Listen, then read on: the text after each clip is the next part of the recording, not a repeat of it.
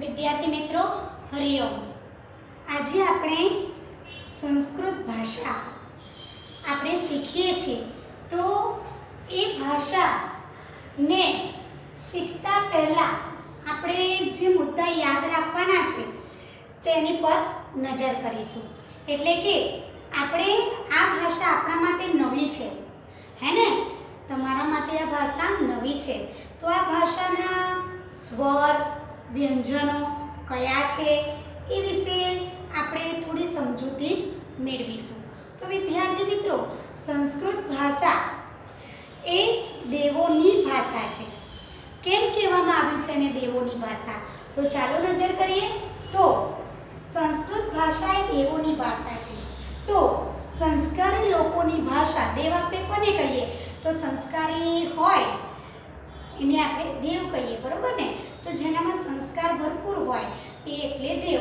તો દેવોની ભાષા એટલે આપણે કહીએ છીએ કે સંસ્કારી લોકોની ભાષા જે દેવવાણી તરીકે પ્રસિદ્ધ છે, દેવો દ્વારા બોલાયેલી છે, એટલે તેને દેવોની ભાષા કહેવામાં આવે છે. તો વિદ્યાર્થી મિત્રો, ભારતીય સંસ્કૃતિ આપણી જે છે એને જાણવી હોય તો આપણે ખરેખર સંસ્કૃત ભાષાને જાણવી જોઈએ. સંસ્કૃત ભાષા ખૂબ સહેલી ભાષા છે વિદ્યાર્થી મિત્રો. સંસ્કૃત ભાષા અઘરી ભાષા નથી. હવે આપણે થોડા ચિત્રપદાની ને બધું જોઈશું, તમને ખ્યાલ આવશે. તમારી પાસે સંસ્કૃતના શબ્દો નથી, સંસ્કૃતના શબ્દો યાદ રાખેલા નથી. તમને અંગ્રેજી ભાષામાં કે ચોપડીને શું કહેવાય તો તમને ખબર છે કે બુક કહેવાય, બરોબર? તો એ રીતે સંસ્કૃતમાં ચોપડીને શું કહેવાય એ તમને ખબર નથી. હિન્દીમાં પણ તમને ખબર છે કે કિતાબ કહેવાય, પણ સંસ્કૃતમાં તમને ખબર છે ને કે એને શું કહેવાય?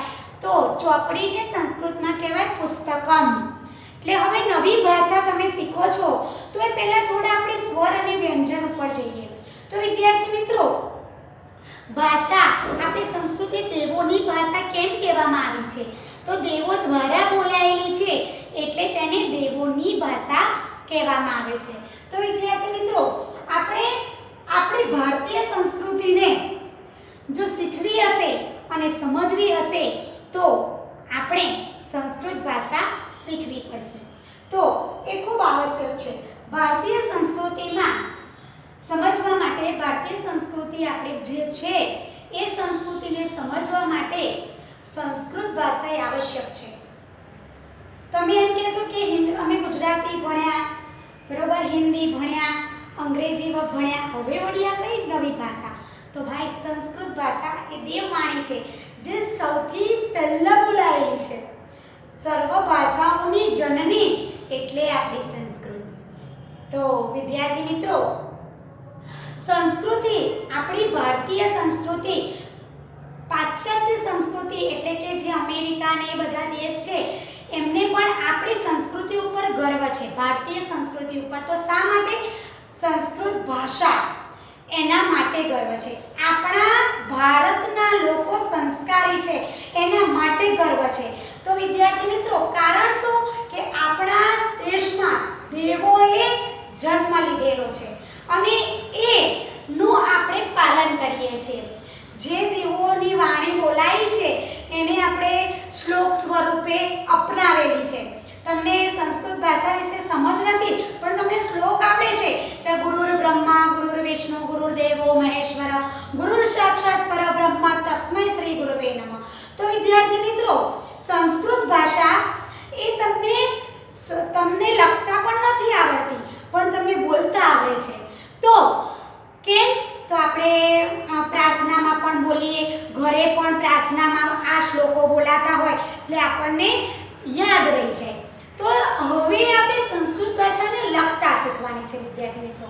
તો એ પહેલા આપણે થોડા સ્વર અને વ્યંજન પર નજર કરીએ. તો ચાલો, આપણી સંસ્કૃત ભાષા છે ને એ ગુજરાતી, હિન્દી, મરાઠી, તમિલ, તેલુગુ, કન્નડ, મલયાલમ, આ બધી જ ભાષાઓ છે.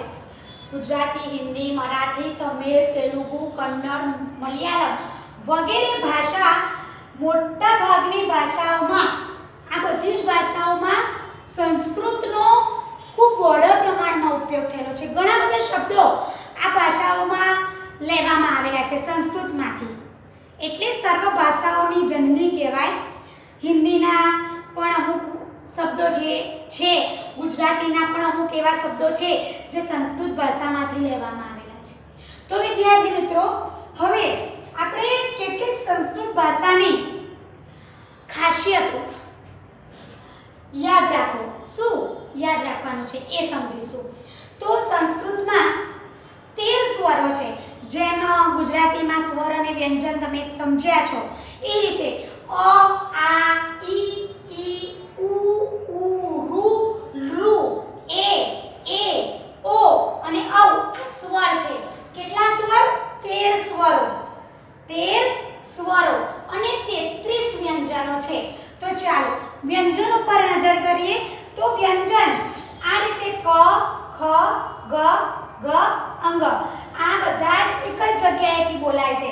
એટલે અહીંયા આપણે અર્ધવિરામ મૂક્યું છે. તો વિદ્યાર્થી મિત્રો, તમે કહેશો કે ટીચર આ કોડો અક્ષર છે. તો વિદ્યાર્થી મિત્રો, ક આખો ક નથી, કોડો છે. બરોબર? એટલે એમાં અ નો ઉપયોગ થયેલો નથી. બરોબર? કોડો છે. માં અ બોલાતો નથી. ક, ખ, ગ. બરોબર? અને ક, ખ બોલાય છે. ગ, ઘ, ચ બોલાય છે ને. તો વિદ્યાર્થી મિત્રો, સ્વર અને વ્યંજન આ બંને આપણે જોયા. તો સ્વર ની આપણને સમજ પડી ગઈ છે. હવે જોઈએ વ્યંજન. ચ, છ, જ, જ, ટ, ઠ, ડ, ઢ, અણ, ત. અણ સુધી આ બધા જ એક જ જગ્યાએથી મળે છે. ચ ત્યાંથી ચ, છ, જ, જ. બરોબર? ત, થ, દ, ધ, ન, પ, ત, થ, દ, ધ, ન. આ એક જગ્યાએથી બોલાય છે. પ હોઠથી બોલાય છે. પ, ફ, બ, ભ, મ. મ સુધી. ય ય, ર, લ, વ, શ, સ ને હ. સામાન્ય રીતે દરેક વ્યંજનનો ઉચ્ચાર આપણે ઉચ્ચાર કરતા પહેલા અ ઉમેરીએ છીએ. પણ આપણે આમાં અ ઉમેરાતો નથી, ખોડા છે. તો વિદ્યાર્થી મિત્રો, નાગરી કે દેવનાગરી લિપિ. સંસ્કૃત ભાષા એ દેવનાગરી લિપિમાં લખાયેલી છે. નાગરી કે દેવનાગરી યાદ રાખજો. કઈ લિપિ જે લખાણ છે એ નાગરી કે દેવનાગરી લિપિમાં. ના ખ્યાલ આવે તો આ બધું જ નોટમાં લખી લેજો વિદ્યાર્થી મિત્રો. લખજો એટલે વધારે ખ્યાલ આવશે. તો વિદ્યાર્થી મિત્રો, નાગરી કે દેવનાગરી લિપિ. સંસ્કૃત ભાષા કઈ લિપિમાં લખાય છે? તો નાગરી કે દેવનાગરી લિપિમાં. તો ઉપર દર્શાવેલા ક, ખ, ગ એ સ્વર કે વર્ણો છે. સ્વર અને વ્યંજન આ વર્ણો છે જે નાગરી કે દેવનાગરી લિપિમાં લખાયેલા છે. આપણે હિન્દી ભાષા તમે કહો ને તો હિન્દીના વર્ડ્સ, હિન્દી આપણી રાષ્ટ્રભાષા છે, રાષ્ટ્રીય ભાષા, રાષ્ટ્રભાષા હિન્દી. એના શબ્દો સ્વર વ્યંજન પણ નાગરી કે દેવનાગરી લિપિમાં જ લખાયેલા છે. તો આપણી રાષ્ટ્રભાષા હિન્દી પણ નાગરી કે દેવનાગરી ભાષામાં લખાયેલી છે. તો વિદ્યાર્થી મિત્રો, સંસ્કૃત ભાષા એ કઈ લિપિમાં લખાયેલી છે એવું પૂછાય તો ખ્યાલ આવે કે નાગરી કે દેવનાગરી લિપિ. હવે આપણે જે રીતે હિન્દી બોલીએ છીએ એ રીતે ઉચ્ચાર તો થશે જ, પરંતુ અમુક શબ્દો એવા હશે વિદ્યાર્થી મિત્રો કે જે નો તમને વર્ડ્સ આવડતો હોવો જોઈએ. એટલે કે એનો શબ્દ આવડતો હોવો જોઈએ. મેં કીધું હમણાં કે ચોપડીને શું કહેવાય? તો પુસ્તકમ. દીવાને શું કહેવાય? તો દીપઃ. આ રીતે થોડા શબ્દોનો ભંડોળ આપણે ભેગો કરવો પડશે વિદ્યાર્થી મિત્રો, તો તમને આવડશે. તો ચાલો આટલું તમારે નોટબુકમાં લખવાનું છે. હવે આગળ થોડી આપણે સમજ મેળવીએ. તો આપણી સંસ્કૃત ભાષાની એની વાત કરતા હતા આપણે. તો સંસ્કૃત ભાષાના સ્વર, વ્યંજન, એની કઈ લિપિ એ પણ આપણને સમજાઈ ગઈ. બરોબર? એટલે આખો ક આપણે બોલીએ એમાં શું ઉમેરાયેલો છે? અ. શું ઉમેરાયેલો છે વિદ્યાર્થી મિત્રો? ક વત્તા અ બરાબર ક. ક બરોબર કા. તો ક વત્તા આ એટલે પાછળ આપણે આ લગાડવો પડે. આખો આ બોલીએ છીએ. ખ્યાલ આવ્યો ને? હવે ધ્યાન આપો વિદ્યાર્થી મિત્રો. આપણે શબ્દને અંતે અ ઉમેરીએ છીએ. શું કરીએ છીએ? અ ઉમેરીએ છીએ. તો જેમ કે થોડા શબ્દો તમને સમજાવું. રામ લખીએ. રામ અ બોલાયો. રામ. વન તો લખીએ વન. બરોબર? રામ વન. પછી પુસ્તક.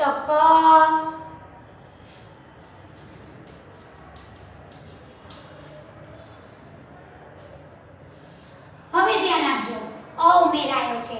હવે રામ એની પાછળ આ બે મીંડા મૂકું ને, આ બે મીંડા એને કહેવાય વિસર્ગ. શું કહેવાય? વિસર્ગ. સંસ્કૃત ભાષામાં વિસર્ગ બહુ લખવાના આવશે તમારે. જે કમ કહ બોલો છો ને આવા વિસર્ગ તમારે લખવા પડે. રામ હ બોલાય ત્યાં તમારે વિસર્ગ લખવાનો. આ રીતે રામ હ એવું નહીં લખવાનું. હની જગ્યાએ શું લખવાનું? વિસર્ગ. રામ વન પુસ્તકમ. મ કોડો આવશે પુસ્તકમ. હવે ધ્યાન આપો. જો આપણે મીંડું પણ મૂકી શકીએ. આપણે અમુક એવા શબ્દો જે ગુજરાતી અને હિન્દી ભાષામાં સમજી ચૂક્યા છીએ કે પુસ્તકમ તો કમ મ પણ લખાય અને મીંડું પણ લખાય. પણ આપણે સંસ્કૃતમાં મ ખોડો લખીશું. પુસ્તકમ એ સાચો શબ્દ છે. ધ્યાન આપજો. પુસ્તકમ. વિસર્ગ બે મીંડા એને કહેવાય વિસર્ગ. અને મ માથે મીંડું મૂકીએ એની જગ્યાએ આપણે મ મૂકવાનો છે. બરોબર? ખ્યાલ આવ્યો વિદ્યાર્થી મિત્રો?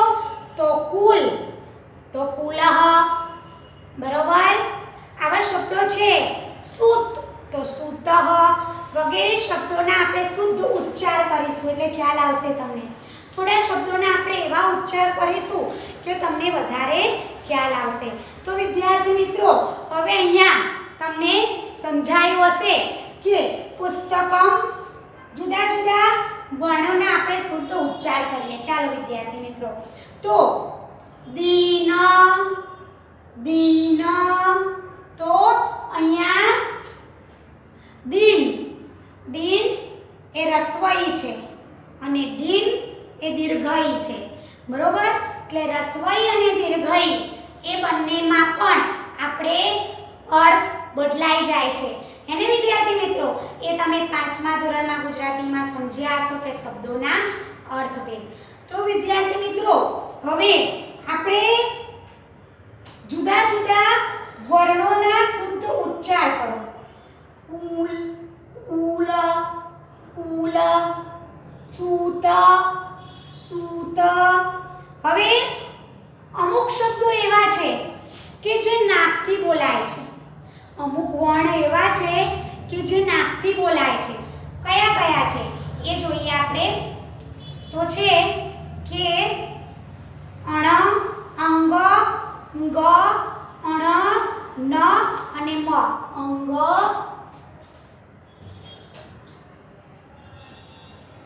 અણ ગ અણ ન અને મ.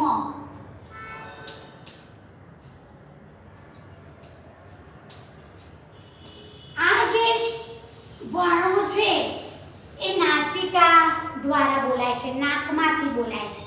બરોબર વિદ્યાર્થીઓ મિત્રો? આ પાંચ જે શબ્દો છે એ વર્ણો 1 2 3 4 5 5 6 નાકમાંથી બોલાતા વ્યંજનો છે, તેથી તેને અનુનાસિકો કહે છે. આ વર્ણોને શું કહેવાય? અનુનાસિકો.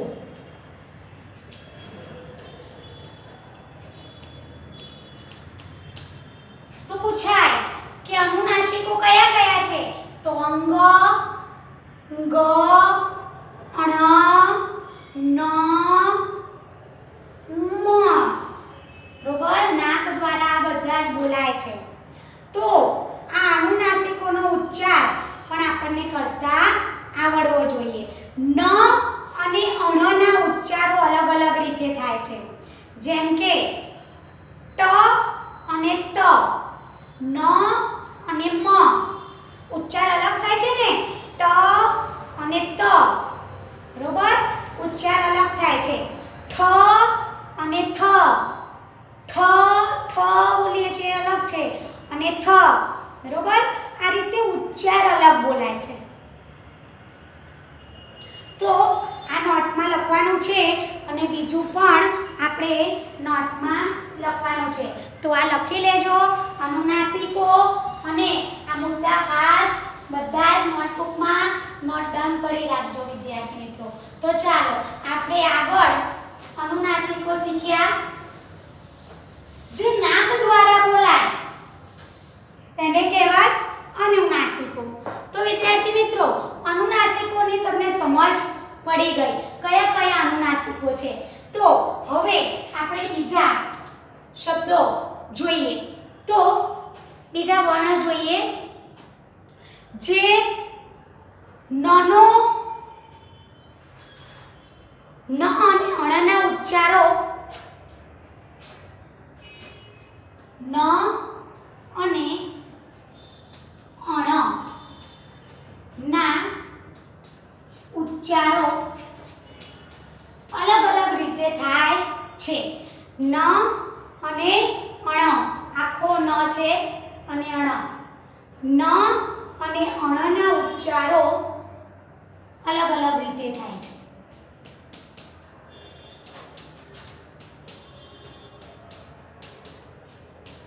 બીજા મેં કયા કયા તમને? ટ અને ત, ટ અને ત, બરોબર.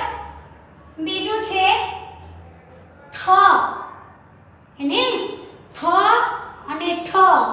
તો લખીએ થ અને ઠ. આ બંને ઉચ્ચારો પણ અલગ રીતે થાય છે. તો હવે આપણે વિસર્ગ જોયો હતો, તો લખીએ, એ પણ આપણે લખી નાખીએ કે વિસર્ગ આવી રીતે ઊભા બે મીંડા, એને વિસર્ગ કહેવાય છે. આ નિશાની છે વિસર્ગની વિદ્યાર્થી મિત્રો. નિશાની વિસર્ગની આ રીતે બે મીંડા છે. તો થોડા આપણે શબ્દો લઈ લઈએ. જેમ કે રામઃ, વનઃ, આ રીતે થોડા શબ્દો. સંસ્કૃતમાં વિસર્ગ ખાસ મૂકવો પડશે તો જ એ શબ્દ સંસ્કૃત ગણાશે. હિન્દી નહીં તો એ શબ્દ હિન્દી થઈ જશે. તો વિસર્ગનો ખાસ ખ્યાલ આવી ગયો. હવે અનુસ્વાર પુસ્તકમ. તો વિદ્યાર્થી મિત્રો, મ પછી વ્યંજન, મ વ્યંજન પછી મનો અનુસ્વાર, મ પછી વ્યંજન આવતો હોય તો મનો ઉચ્ચાર, મ પછી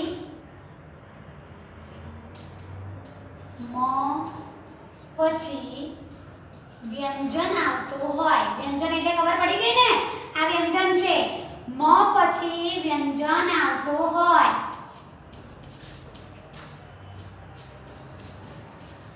અને મીંડું હોય. દાખલા તરીકે હું તમને કહું, ખ્યાલ આવ્યો? પુસ્તક, એક એ વ્યંજન છે અને ઉપર મીંડું આવ્યું એટલે મ લખાય, બરોબર. પણ મ પછી સ્વર આવે, મ પછી સ્વર આવે તો શું થાય? વ્યંજન ખોડો જ મૂકવો. ધ્યાન આપો, થોડા તમને શબ્દો કહું. મ પછી વ્યંજન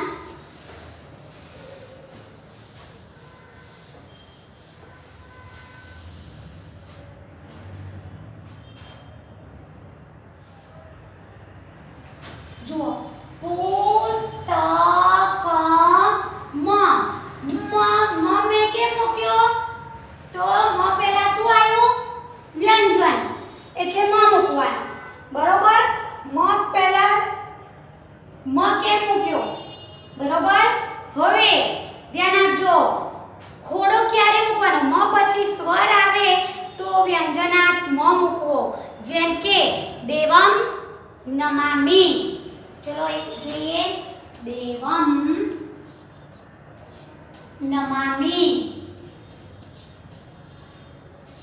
આ શબ્દ થયો, આ વાક્ય થયું. દેવમ મ પછી શું છે? વ્યંજન. એટલે આપણે મ કેવો મૂક્યો? ખોડો.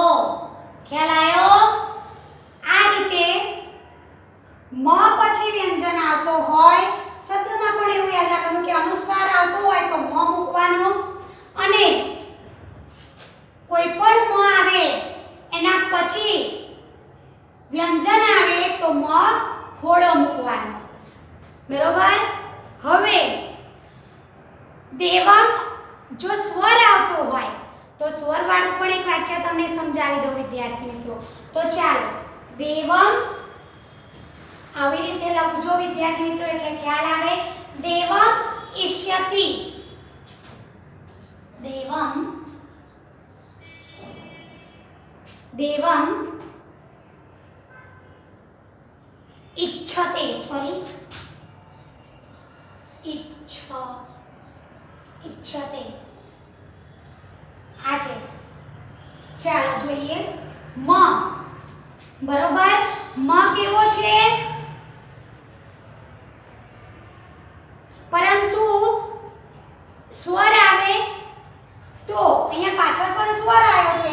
વ્યંજન આવતો હોય તો મ ખોડો, અને સ્વર આવતો હોય તો પણ મ ખોડો. મ પછી વ્યંજન આવતો હોય કે સ્વર આવતો હોય,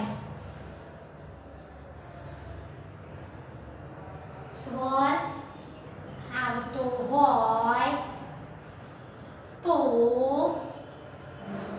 મ કેવો મૂકવો? મ કેવો મૂકવો? કેવો મૂકવો? ખોડો. ખ્યાલ આવ્યો ને કે સ્વર અને વ્યંજન. બરોબર? દેવમ ને બદલે દેવમ નમામિ એમ લખાય. હવે આમ મ આની ઉપર મીંડું મુકાશે વિદ્યાર્થી મિત્રો. મ એ આવતો હોય, અહીંયા વ્યંજન આવતો હોય તો મ મુકાય, અને અહીંયા સ્વર આવતો હોય તો ઉપર અનુસ્વાર મુકાય. કે સ્વર આવતો હોય તો ઉપર અનુસ્વાર મુકાય. ક્યારે અનુસ્વાર મુકાય? ખબર પડી? સ્વર આવે દેવમ તો મ આવ્યો, મ પાછળ સ્વર હોય તો મીંડું મૂકવાનું, અને મ પાછળ વ્યંજન હોય તો મ મૂકવાનું. ખ્યાલ આવી ગયો ને? હા. હવે આપણે જો વાક્ય આપણને આપેલું હોય, વાક્ય આપણને આપેલું હોય અને વાક્યને છેડે એકલા શબ્દને અંતે આવતો અનુસ્વાર, વાક્યને છેડે કે એકલા શબ્દને અંતે આવતો હોય, અનુસ્વારની વાત છે. બરોબર? તો અનુસ્વારને બદલે મ. ખ્યાલ આવ્યો ને? વાક્યને છેડે શું આવતું હોય? વ્યંજન, તો મ મુકાય. વાક્યને છેડે સ્વર આવતો હોય તો અનુસ્વાર મુકાય. ખ્યાલ આવી ગયો? હવે એ આપણે નિયમ લખી કાઢ્યો છે. હવે આપણે જોઈએ થોડા સંસ્કૃત શબ્દો. રામ, દેવ વગેરે શબ્દોમાં ચલો લખીએ એટલે ખ્યાલ આવશે તમને. આ બધું જ નોટબુકમાં લખજો વિદ્યાર્થી મિત્રો. ચલો રામઃ, તે પોલા નહીં કરવાના, વિસર્ગ. આ રીતે મીંડા મોટા કરવાના. દેવઃ, બરોબર. રામઃ દેવ, તો આમાં પાછળ મ બોલાય છે. રામ, આમાં શું બોલાય છે? વ, બરોબર. રામ દેવ, બરોબર. તો મ અને વ પછી જે આ ટપકાનું ચિહ્ન છે, ટપકાનું ચિહ્ન છે તેને વિસર્ગ કહેવાય. ચિહ્નને વિસર્ગ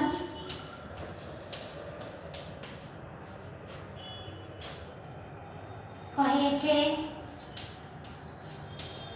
તો વિદ્યાર્થી મિત્રો, હવે અહીંયા તમને ખ્યાલ આવી ગયો થોડો થોડો, હે ને? હવે થોડા આપણે શબ્દો જોઈશું ને, ચિત્રપદાની ને એવા, કે તમને શબ્દોનો ભંડોળ તમારો વધશે અને તમને મજા પણ આવશે. શબ્દો વધશે એટલે તમને વાક્ય લખતા આવડશે. પણ શબ્દો હું તમને કહું એ બધા શબ્દો તમારે યાદ રાખવાના અને લખવાના પણ છે, બરોબર. તો હવે સામાન્ય રીતે તમને વિસર્ગની સમજ પડી. સ્વર વ્યંજનની 13 સ્વર, બરોબર, 33 વ્યંજન, બધું સમજાઈ ગયું. સંસ્કૃત ભાષા એ કઈ ભાષા છે? દેવોની ભાષા છે. કઈ લિપિમાં લખાય છે? તો દેવનાગરી લિપિમાં લખાય, બરોબર. હવે આપણે થોડા એવા ઉચ્ચાર કરીશું કે શબ્દોના, કે જેનાથી તમને વિસર્ગનો ખ્યાલ આવશે. આ વિસર્ગનો ખ્યાલ આવશે. તો ચાલો વિદ્યાર્થી મિત્રો, એવા શબ્દો આપણે જોઈએ. રામ, દેવ, બરોબર.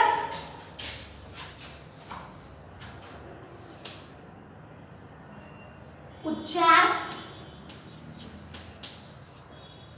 કેવી રીતે આપણે ઉચ્ચાર કરીશું અને વિસર્ગ કેવી રીતે વિસર્ગ મૂકીશું, બરોબર. તો રામ આપણે લખીશું આ રીતે, બરોબર, પણ બોલીશું કેવી રીતે? રામ, બરોબર. એ રીતે દેવ, તો લખીશું કેવી રીતે? દેવ, બરોબર. વિદ્યાર્થી મિત્રો, ઉચ્ચાર કેવી રીતે થશે?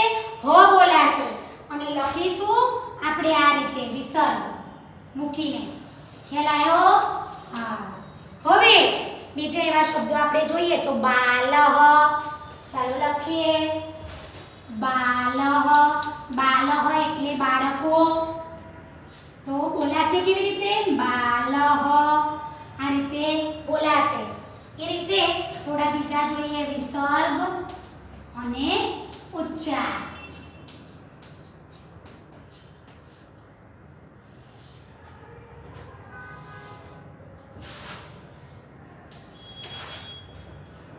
તો વિદ્યાર્થી મિત્રો, બાલાહા, બાલાહા, તો બાલાહા બોલાયું ને? બાલાહા. કેવી રીતે? હા ઉમેરાયો. હવે મુની, મુનિ, ને વિસર્ગ લખ્યો. હવે બોલાશે કેવી રીતે? મુનિ, હી બોલાશે હી, બરોબર. એ રીતે નદી,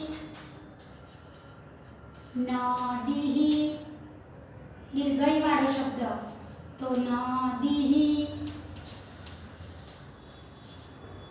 બરોબર. આમાં પણ દીર્ઘઈ જ લખાશે હીમાં. નદી બોલાશે પણ દીર્ઘઈ જ, નદી, બરોબર. હવે ધ્યાન આપજો. ગુરુ આવ્યો, ગુરુ લખાશે તમારે આ રીતે વિસર્ગ અને ઉચ્ચાર. તો ગુરુ, તો ગુરુ, બરોબર ને?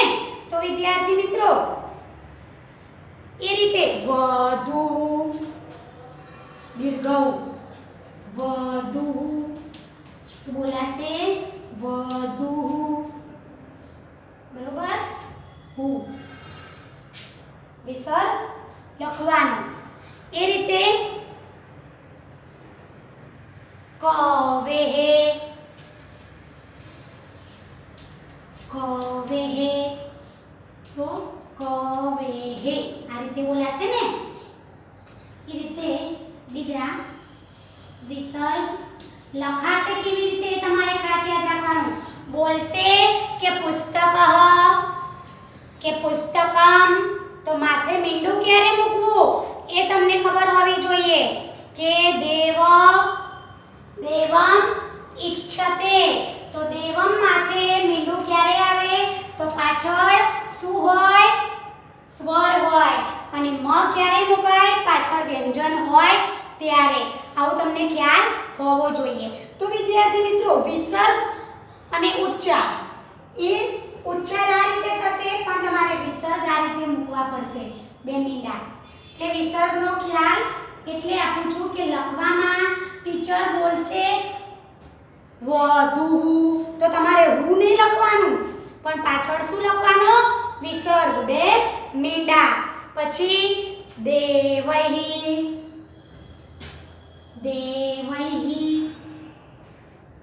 તો દેવૈ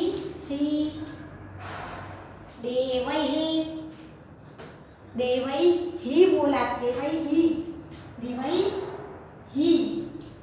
બરોબર દેવૈ એટલે જેવો ઉચ્ચાર કરશો એ રીતે તમે લખશો એટલે બોલ ધ્યાન રાખજો બાનહુ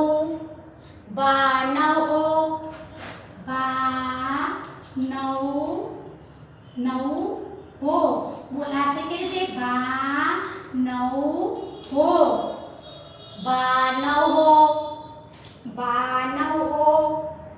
બરોબર લખતા ભાષામાં ખાસ ખ્યાલ રાખવાનો ગૌહુ લખીએ ગૌહુ બોલાશે હું અને લખાશે ગૌહુ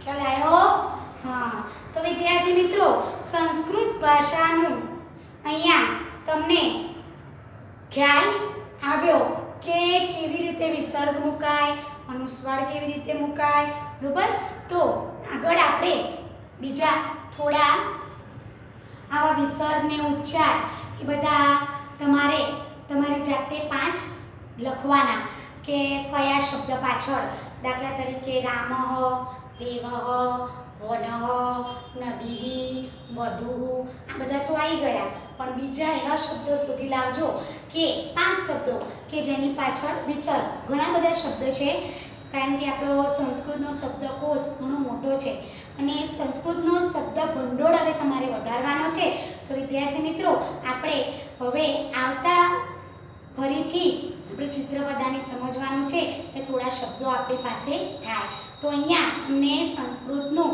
બેઝિક ખ્યાલ આવી ગયો કે સંસ્કૃતમાં કેટલા સ્વર કેટલા વ્યંજન 13 સ્વર 33 વ્યંજન અનુસ્વાર ક્યારે મુકાય બરોબર વિસર્ગ કેવી રીતે મુકાય બોલાય કેવી રીતે બધું જ તમને ખ્યાલ આવી ગયો અને કઈ લિપિમાં લખાય છે આ બધો તમને ખ્યાલ આવી ગયો હશે વિદ્યાર્થી મિત્રો તો આપણી સંસ્કૃત ભાષા ખરેખર સર્વ ભાષાઓની જનની છે અને આ ભાષા શીખવી ખૂબ સહેલી છે પણ એના અમુક શબ્દો તમારી પાસે હશે એટલે તમને આવડશે થોડા શીખશો એટલે તમને આવડી જશે તો વિદ્યાર્થી મિત્રો હવે આપણે અહીંયા આપણો વિડીયો પૂરો કરીએ છીએ ચલો થેન્ક યુ